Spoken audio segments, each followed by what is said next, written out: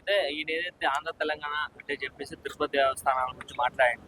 ఆయన ముందు తెలుసుకోవాల్సింది ఏంటంటే ప్రపంచ వ్యాప్తంగా టీటీడీ ఏదైతే దేవస్థానం ఉందో ఆ మొత్తం టీటీడీ సంస్థ కింద వస్తాయి తప్ప ఆంధ్ర కానీ సపరేట్ గా తెలంగాణకు సపరేట్ గా బయట దేశాలు కానీ సపరేట్ గా ఏముండదు. మొత్తం ఒకదాని కింద వస్తే ఎవరు ఎక్కడ విరాళాలు వేసినా సరే ఒక దగ్గరికి చెందుతాయి కదా. అంతే అండి. ఇప్పుడు గుర్తుపెట్టుకోండి, దేవుళ్ళ మీద మాత్రం రాజకీయాలు లేవద్దు ఎవరైనా కూడా.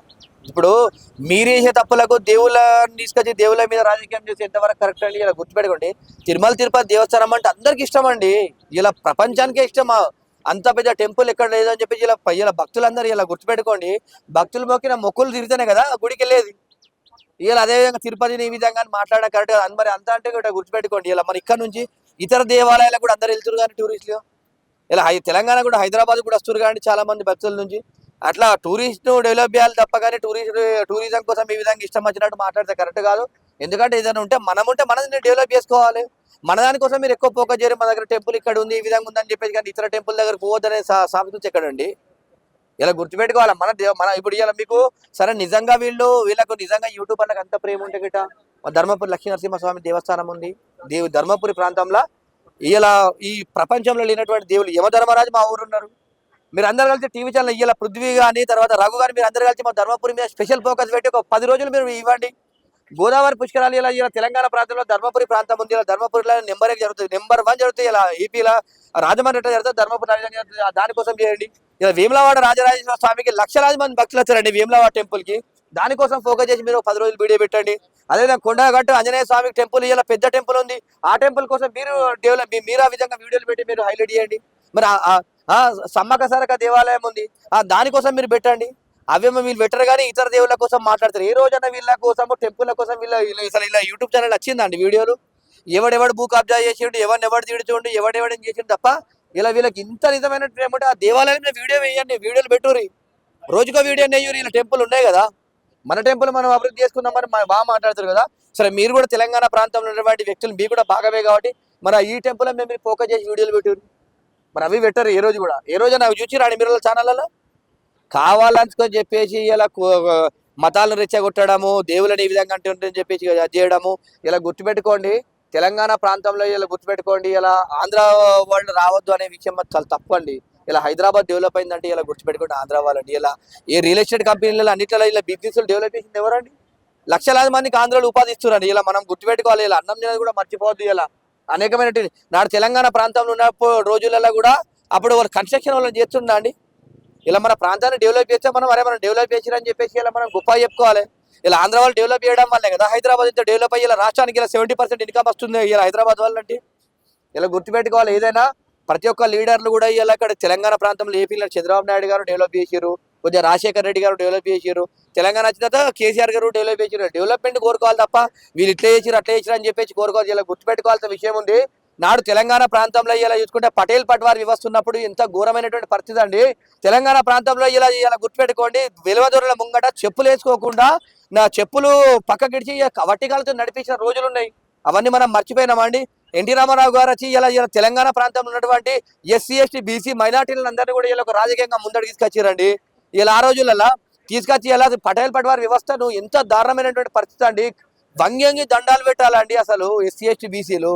అలాంటి దాన్ని మొత్తము మార్చి తెలంగాణ ప్రాంతంలో కూడా ప్రజల్ని కూడా ఒక మనుషుల్లాగా ఇచ్చే విధంగా ఎన్టీ రామారావు గారు తీర్చిదిద్దారు. అయితే వీళ్ళు ఏదైతే టెంపుల్ కోసం మాట్లాడుతారో మొన్న కాంగ్రెస్ ప్రభుత్వం వచ్చినాకనే మొన్నట్లో ఒక దాదాపు 2 నెలల కిందట ఏదైతే తెలంగాణలోనే 800-1000 సంవత్సరాల పురాతనమైన టెంపుల్ ని కూల్ చేసింది గవర్నమెంట్. అది కూడా స్కూల్ కడతామని. అంటే తెలంగాణ చాలా జమీన్ గవర్నమెంట్ కింద ఉంది, అక్కడ కట్టొచ్చు. కానీ ఒక టెంపుల్ మాత్రం కూల్ చేసి కట్టక ఆ టైం ఎందుకు మాట్లాడలేదు? అదే అండి, అప్పుడు అలా గుర్తురాదు. ఎందుకంటే ఎవరైనా ఏమైనా చేస్తే పెద్దవాళ్ళు ఏమైనా చేస్తే వాళ్ళ మీద ఫోకస్ చేస్తారు తప్ప ఈ దేవాలయాల పైన కానీ పేదవాళ్ళ పైన మాత్రం వీళ్ళకి ఎలాంటి ప్రేమ లేదు. వీళ్ళని నమ్మద్దు. వీళ్ళంతా కూడా వీళ్ళన్ని డూప్లికేట్ మాటలు చెప్తారు. నమస్తే. నమస్తే. భారతదేశంలో 4 చోట్ల ఓటున్న దొంగ నీతి న్యాయాల గురించి మాట్లాడతాడు. ఏం చేయాలి ఆ దొంగనే? అలా చేసిన వాళ్ళని ముందుగా జైలు వేయాలి ఫస్ట్. ఎందుకంటే అన్ని తెలిసిన వాళ్ళే ఈ విధంగా తప్పు చేస్తే తెలియని వాళ్ళు ఏ విధంగా చేస్తారు. ఇలా అలాంటి వాళ్ళు మాత్రం కంపల్సరీ వాళ్ళు జైలు వేసి బయటికి రాకుండా వేయాలి. మరి ఆయనే సామాన్య ఒక రిపోర్టర్ తీసుకెళ్లి జైల్లో పెట్టారు, మళ్ళీ ఆ కేసులు వేస్తున్నారు ఈ కేసులు వేస్తున్నారు అని అంటున్నాడు. ఏమంటారు దాని గురించి?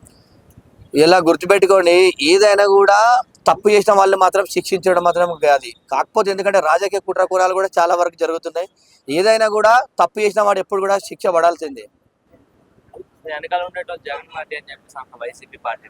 వీళ్ళ వాళ్ళని తప్పు చేసే పాపం జగన్ చేపించారు మాట్లాడతారు. ఆయన ఓడిపోయి ఇంట్లో ఉన్నాడు, ఓడిపోయి ఇంట్లో ఉన్న వాళ్ళని వీళ్ళందరూ తిట్టడం వల్లే మళ్ళీ రాబోయే రోజుల్లో గెలిపించేటట్టున్నారు అందరు కలిసి. అంటే జైల్లో పెట్టిన తర్వాత అక్కడ వాళ్ళకి వైసీపీకి సంబంధం లేదు, వైసీపీ వాళ్ళు ఎందుకు వచ్చి అక్కడ గొడవ పడుతున్నారు పోలీసులతో? అంటే గుర్తుపెట్టుకోండి, ఏదైనా కూడా ప్రతిపక్షంలో ఉన్నప్పుడు అధికార పార్టీకి ధీటుగా మనము సరే తప్పు చేసినాడు ఒప్పు చేసినాడు అని చెప్పేసి ఈ ప్రతిపక్ష పార్టీలకు ఒక ప్యాషన్ అయిపోయింది. ఎందుకంటే ఎవడైనా కూడా అధికార పార్టీ కావాలని చెప్పి చేసిందని ఒకటి క్రియేట్ చేసే విధంగా చేయాలని చెప్పేసి కూడా పార్టీలో ఈ విధంగా మారిపోతున్నాయి. అంటే ప్రూఫ్లు ఉన్నాయి, తిట్టిన ప్రూఫ్లు ఉన్నాయి, ఒక మతానికి కించపరిచే ప్రూఫ్లు ఉన్నాయి, గవర్నమెంట్ ని కించపరిచాడు, డిప్యూటీ సీఎం ని కించపరిచాడు, అలానే సీఎం ని కించపరిచాడు. ఇంతమంది కించపరుస్తున్న వీడియోతో సహా దొరికినప్పుడు కూడా అపోజిషన్ పార్టీలో ఉన్న వైసీపీ ప్రభుత్వం ఎందుకు ఇంత హాటుగా ఆయన సపోర్ట్ చేస్తారు? ఒక్కటండి గుర్తుపెట్టుకోండి, దేశంలో ఒక ప్యాషన్ అయిపోయిందండి. సనాతన ధర్మాన్ని తిట్టాలా, హైలైట్ కావాలని చెప్పేసి ఒక ప్యాషన్ అయిపోయింది. ఇలాంటి మతాలను రెచ్చగొట్టే వాళ్ళు మాత్రము బయటికి రాకుండా జైలు వేయాలి. ఎందుకంటే ఇలా గుర్తుపెట్టుకోండి, సరే నీకు ఏ మతం నచ్చితే ఆ మతాని కోసం నువ్వు గొప్ప చెప్పుకొని ఇతర మతాలని ఏ విధంగా కించపరిచే విధంగా ఉందండి. ఇలా గవర్నమెంట్ ప్రభుత్వాలు కూడా చూసుకుంటే ఎందుకు అది చేస్తున్నారు అసలు నాకు అర్థం కావట్లేదు. ఎందుకంటే ఇలా గుర్తుపెట్టుకోండి, మనది ఇండియాలో ఈ విధంగా ఉంది, బయట దేశంలో దేశం కోసం కానీ ఆ దేశానికి సంబంధించిన మనోభావాలు దెబ్బతే వాళ్ళను ఇమీడియట్లీ వాళ్ళని ఎన్కౌంటర్ చేసి చంపేస్తారు. మరి భారతదేశంలో స్వేచ్ఛ ఇవ్వడం తప్పైందా అని చెప్పేసి అనుకుంటున్నాం. ఇలా అయితే వీళ్ళేమంటున్నా అంటే మా రాధా మనోహర్ దాస్ హిందూ లోపల ఇట్లా వాళ్ళు ఆయన కూడా మాట్లాడి అని చెప్పి అంటున్నారు. అయితే ఇందులో ఏంటంటే రాధా మనోహర్ ఫ్యాన్స్ ఏమంటున్నారు, ఫస్ట్ మీరు కన్వర్షన్స్ ఆపేసి రోడ్డు మీద తిరగకపోతే ఆయన రోడ్డు మీదకి రాడు కదా, మీరు ఎందుకు ఫస్ట్ మీరే కదా ఆయన గెలుపుకుంటున్నారు అని చెప్పేసి వాళ్ళు అంటారు. ఇది చెప్తున్నా అండి, అంటే సనాతన ధర్మాన్ని తిట్టడం ఒక ప్యాషన్ అయిపోయింది. ఇలా గుర్తుపెట్టుకోండి, ప్రతి ఒక్కరికి టైం వస్తుంది, టైం వచ్చినప్పుడు ఎవరిని కూడా వదిలిపెట్టదు. ఎందుకంటే ఇలా గుర్తుపెట్టుకోండి, సరే ఆయనని ఎందుకు అంటే వాళ్ళకు కూడా టైం వచ్చినప్పుడు అన్ని వచ్చినప్పుడు వాళ్ళని కూడా తీసుకుపోయి జైలు చొక్కుతారు. ఏదైనా కూడా గుర్తుపెట్టుకోండి, సనాతన ధర్మాన్ని ఇబ్బంది పెట్టే మాటలు మాట్లాడినా ఎవరినైనా కూడా జైలు వేయాలి. ఎందుకంటే ఇలా ఈ భారతదేశం అంటేనే హిందూ దేశం, ఇది ఇలా ఒకటి మర్చిపోవద్దు. ఇలా భారతదేశం అంటే హిందూ దేశం కాబట్టి మన దేశంలో ఉన్న వాళ్ళు మన దేవుళ్ళ పైన మన సంస్కృతి పైన ఈ విధంగా చేస్తుంటే మరి అసలు ఏం చేస్తున్నారు అర్థం కావట్లేదు. ఏదైనా కూడా ఇలాంటి మతాలు రెచ్చగొట్టే వాళ్ళు మాత్రం బయటికి రాకుండా లోపడేయాలి. ఇలాంటి వాళ్ళు నీకు ఏ మతం తెస్తా మతాన్ని నువ్వు ఇష్టం వచ్చినట్టు స్వీకరించు, ఆ మతానికి కొంచెం గొప్ప చెప్పుకో. కానీ హిందువుల మీద ఏంటండి ఇలా గుర్తుపెట్టుకోండి, పవన్ కళ్యాణ్ గారు కూడా తిడుతున్నారు. ఇష్టమైన సనాతన ధర్మం కోసం ఆయనకు నచ్చినటువంటి ధర్మాన్ని ఆయన ప్రోత్సహిస్తే ఆయనను కూడా తిట్టడము అంటే ఇష్టం వచ్చినట్టు చేసి మాట్లాడుతున్నారు. ఇలాంటి వాళ్ళు మాత్రం ఎవరిని కూడా వదలద్దు. ప్రభుత్వాలన్నీ కూడా ఇలాంటి వాళ్ళని బయటికి రాకుండా చేయాలని చెప్పి తెలియజేస్తున్నారు. అయితే అలానే ప్రకాష్ రాజ్ గారు కూడా ఎక్కువగా అంటే రావణ్ని సపోర్ట్ చేయడం అంత ప్రేమ ఎందుకు చూపిస్తున్నారు అంటే ఆయన కూడా రాముడు లక్ష్మణుడు అక్కడ తిట్టినట్టు ఆయన కూడా తిట్టిండని చెప్పేసి సపోర్ట్ చేయడం జరుగుతున్నాయి. మరి ప్రకాష్ రాజుకు అసలు ఏమనిపించిందో, మీకు ఈ భారతదేశంలో నచ్చకుంటే మీరు వెళ్ళిపోండి ఎక్కడికన్నా వేరే దేశానికి, మీకు నచ్చకుంటే వేరే దేశానికి వెళ్ళిపోండి. ఇలా మన దేశంలో వండుకుంటూ మన దేశం తిండి తినుకుంటూ ఇలా హిందువులు సినిమాలు చూస్తే ఇలా ప్రకాష్ రాజు ఇలా అన్నం తింటుండే ఆ విషయాన్ని మర్చిపోయి ఇలా హిందువుల మీద సనాతన ధర్మం మీదే ఇలా చేస్తుంది. ఇలా గుర్తుపెట్టుకోండి, ఇతర మతస్థులు ఎవరన్నా పోయి సినిమాలు చూసి అంత ఇంట్రెస్ట్ చెప్తారా అండి? ఇలా సినిమాలు హిందువులు చూస్తారు. ఇలా హిందువులు చూడడం వల్ల నీకు అన్నం వస్తుంది. ఇలా అన్నం తింటే కడుపు నిండి అన్నం తింటూ అంటే కారణం ఎవరండి? హిందువులు సినిమా చూస్తేనే కదా. ఇలా గుర్తుపెట్టుకొని ఇలాంటి ప్రకాష్ రాజు లాంటి వాళ్ళను జైలు వేసి ఇలా బయటికి రాకుండా చేయాలని చెప్పేసి తెలియజేస్తున్నా.